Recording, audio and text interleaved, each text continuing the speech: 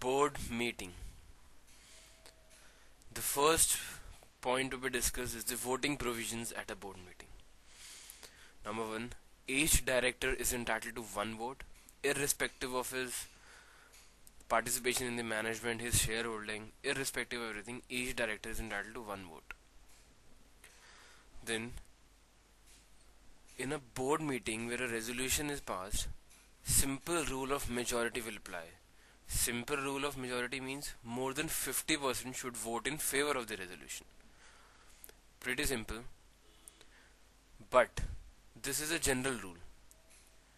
But where the act specifically requires a unanimous resolution to be passed, a unanimous resolution will be passed. Now, what is a unanimous resolution? In a unanimous resolution, all the members present and voting should vote in favor of the resolution. Okay. So unlike the rule of majority, where more than 50% vote in favor, then a resolution is passed, in a unanimous resolution, all the directors present and voting should vote in favor of the resolution. For example, in section 316 and 386, when we appoint a MD or a manager, the act requires a unanimous resolution to be passed.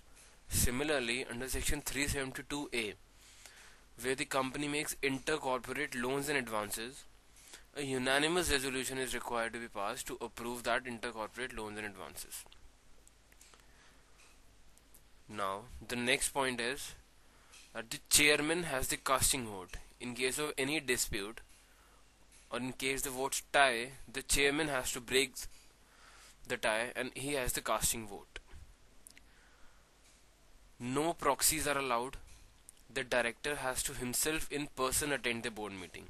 He cannot send a proxy, as there was in the case of annual general meeting, where the members have the option to send proxies instead of attending the board meeting. Now, you must have studied in the chapters of directors under section 300 that any director who is interested in the matter being discussed is not entitled to vote in that board meeting. Okay, so this shall also apply here. The detailed discussion will be held in the chapter of directors under section 300. Now, a board resolution is binding on all.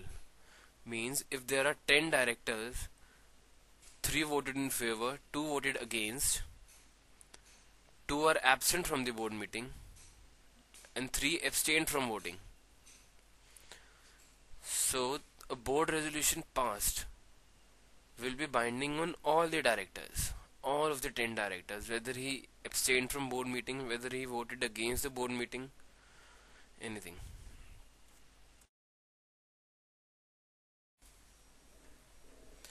Section 285, number of board meetings. The first provision in this section is that Companies Act requires at least 4 board meetings in every calendar year and 1 board meeting in each quarter. Both of these requirements are to be met. But the gap between 2 board meetings can be more than 3 months. It is not compulsory to hold a board meeting after every 3 months, but to hold a board meeting in each quarter. So one board meeting can be held on 1st January and the other board meeting can be held on 30th June. Still, the requirement of 1 board meeting every quarter will be satisfied. However, central government, if thinks in the interest of the company and public, can give relaxations. For example, a relaxation is given to section 25 companies, which are the not-for-profit companies, that they can hold board meetings once in every 6 months. So this is the kind of relaxation that central government can give. Now we come to attending the board meeting. Directors are not bound to attend the board meeting. They cannot be forced in any way to attend the board meeting. But if directors not attending the board meeting causes loss to the company can claim breach of duty. However, section 285 also says that if a director is absent from 3 consecutive board meetings or all the board meetings for a continuous period of 3 months, whichever is a longer period, he shall automatically vacate office. So though directors are not bound to attend each and every board meeting, but there are restrictions placed by the Companies Act, which is that they shall automatically vacate office if they are absent from 3 consecutive board meetings or all board meetings for a consecutive period of 3 months, whichever is a longer period.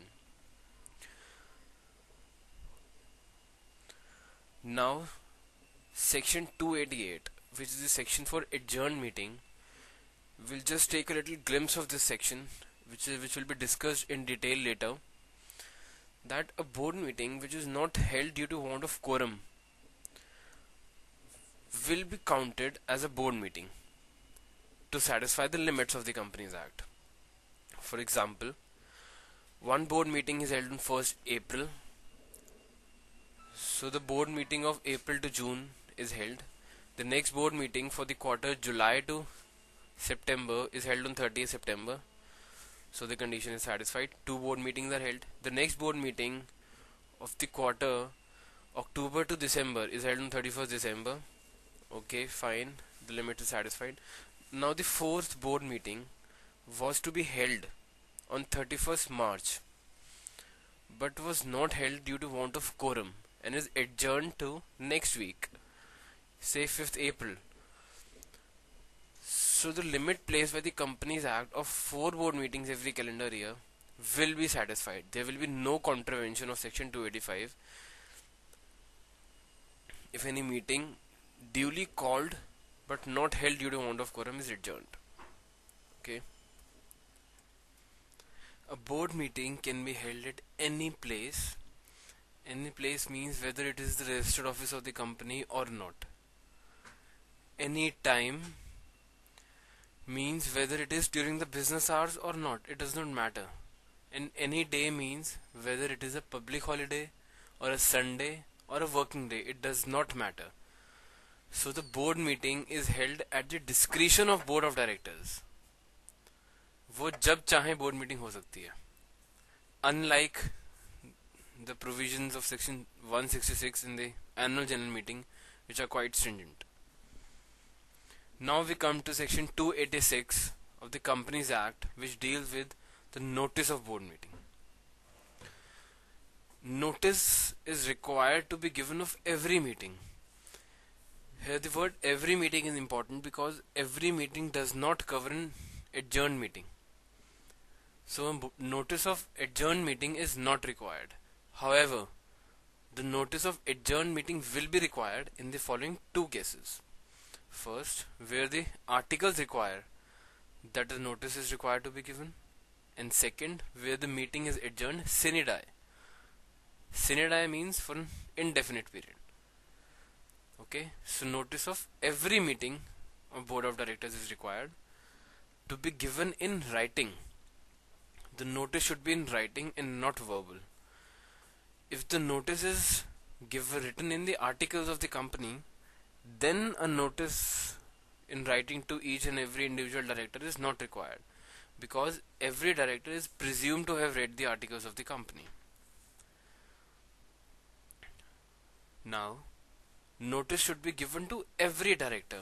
Here every director means all directors, whether he is an interested director, whether he is an alternate director, whether he is a nominee director, whether he is a small shareholder director, any kind of directors, all the kinds of directors that you have studied in the chapter of directors are entitled to receive the notice of board meeting, even if they are not attending the board meeting. The criteria of their attending the board meeting is not important. So notice to be given to every director. If the director is in India, तो notice उसको कहीं भी सर्व हो सकता है in India. And if the director is outside India, तो जो India में उसका यूजुअल एड्रेस रजिस्टर्ड है तो नोटिस वहां सर्व होगा. Okay, thank you guys, have fun.